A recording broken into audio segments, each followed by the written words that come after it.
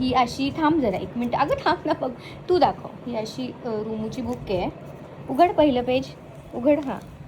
आणि तिची फेवू आणि मनीमाऊ दाखव. आणि हे बघा, हे बघा, हे काय केलं, हे काय केलं या मनीमाऊला. बघू 1 मिनिट, थांब जरा.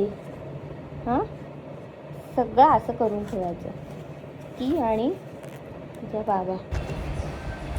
आज होता वॅक्यूम डे, त्यामुळे अख्खं घर डीप क्लीन केलं. आठवड्यातनं 2 ते 3 वेळा मला हे करावंच लागतं, कारण घरात आमच्या शिरो आहे. त्यामुळे ह्या गोष्टी तर मॅन्डेटरीच आहेत. Vacuuming is one of the most important things that I have to do, म्हणजे जेणेकरून घरात हेअरफॉल दिसत नाही शिरोचा झालेला आणि घर खूप स्वच्छ वाटतं. नंतर दुपारी चहा केला माझ्यासाठी. दुपारी नाही, ॲक्च्युली संध्याकाळी. कारण की हल्ली काय होतं आहे काय माहिती, माझं संध्याकाळ झाली ना की माझं डोकं थोडं हलकं हलकं दुखायला लागतं. एनिवे चहा तर मी तसंही पितेच, पण I am trying to cut it down. पण हे असं डोकं वगैरे दुखायला लागलं ना की मग चहा प्यायल्यावरच बरं वाटतं.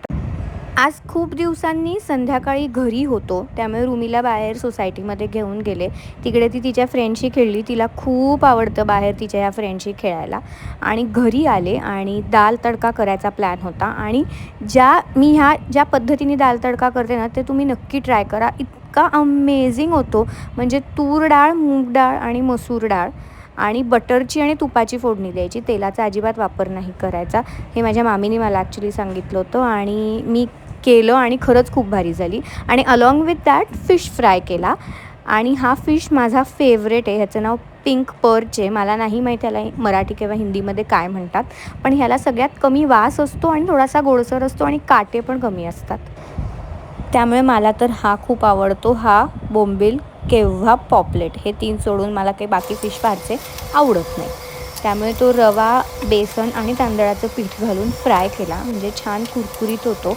आणि माझ्याकडे आलं लसूण पेस्ट नव्हती, त्यामुळे मी तव्यावरतीच थोडेसे लसणाच्या पाकळ्या टाकल्या. एनी विच वे ती असली तरीही मी टाकतेच, पण आय स्किप इट समटाईम्स जर ती पेस्ट असेल तर. आज नव्हती, त्यामुळे मॅन्डेटरी होतं लसणाची चव यायला. त्या 2 पाकळ्या मी टाकल्या. आणि हा आवाज ऐका.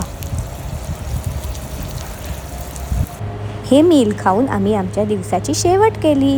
बाय.